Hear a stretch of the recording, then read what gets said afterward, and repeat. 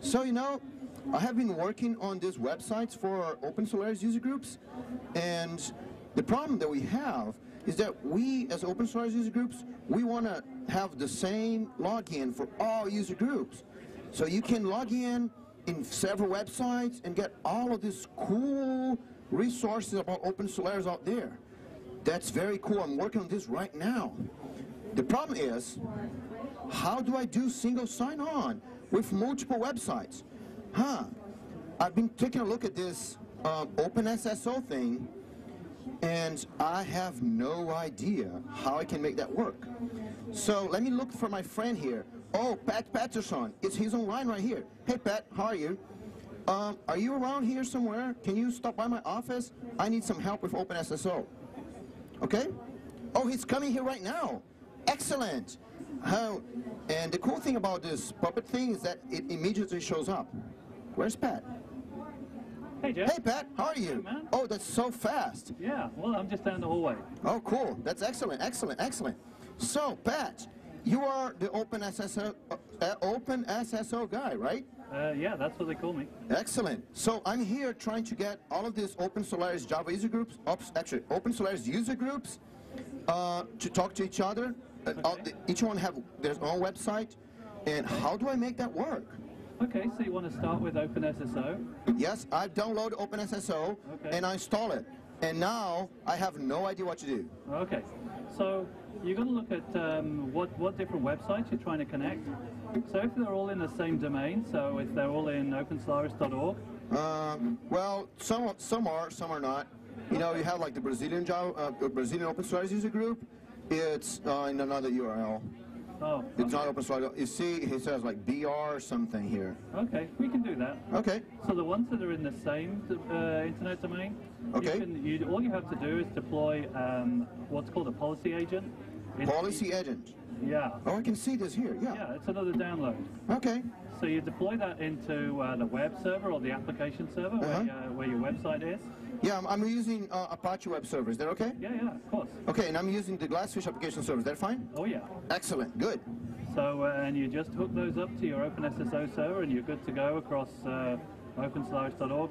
Now, when it comes to the different domains, it's a little bit more tricky. Oh, okay. Well, I definitely need different domains. Okay. You know, each OpenSolaris user group has its own web server somewhere, its own domain. It's kind of really, really complex stuff.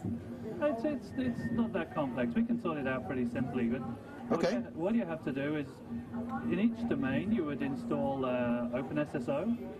Oh. So you'd have, say, a Brazilian instance. Yeah. And then you just hook them together using a technology called Federation. Oh, Federation. That's not a complicated thing. It's not that difficult. What happens is, if you want to log in say OpenSolaris.org. OpenSolaris, yeah. Okay, that's where your account is. We call that the identity provider. Okay.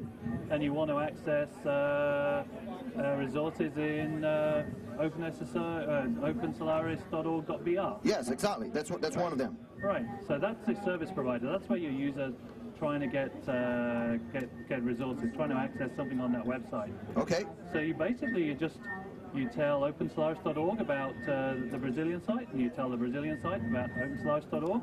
Okay. And you essentially just hook them together, and your user gets passed across from one to the other. Yeah, I'm trying to do this right now, and I think it's working.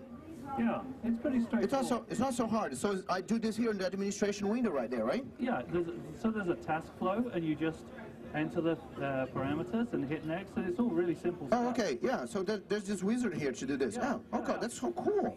Yeah. Whoa, OpenSSO is so easy. Yeah, even you can do it, Jack.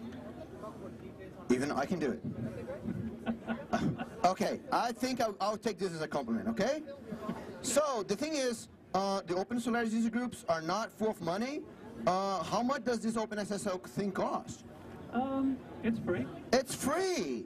Free as in beer, and... Are you going to tell me it's also open source? It is open source. Woohoo! It's free and open source stuff. Cool. I love open source, man. Yeah. It's so good. That's why I'm working on the Open Source for America website. You know, you should access that one. It's very, very cool. Yeah, I've taken a look. It is pretty cool. Okay, cool. So now I have both websites. You can log in one and access resource from the other. Yeah, you're good to go. Whoa! And does this, can I put these together with all my list of users and all of that? Yeah.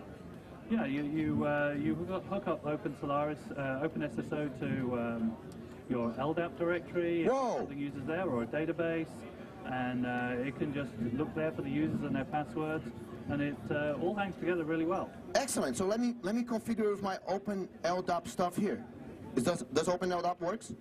Open LDAP will work, but OpenDS is another really good Sun project. OpenDS. Whoa, let me download that one. And that's a Java directory server. That's really some really cool stuff there. Cool. OpenDS. Oh, I like this. So it's all open source too? Absolutely. Excellent, excellent. And you could store millions of users in there, so no matter how big the community grows. Millions of users, that's what we need. Open Source for America is going to have millions of users. Open Solaris user groups have millions of users. That's so cool. Yep. Can I put this in my memory keys here? Okay, well, it looks Were you like still there? I thought you'd gone already.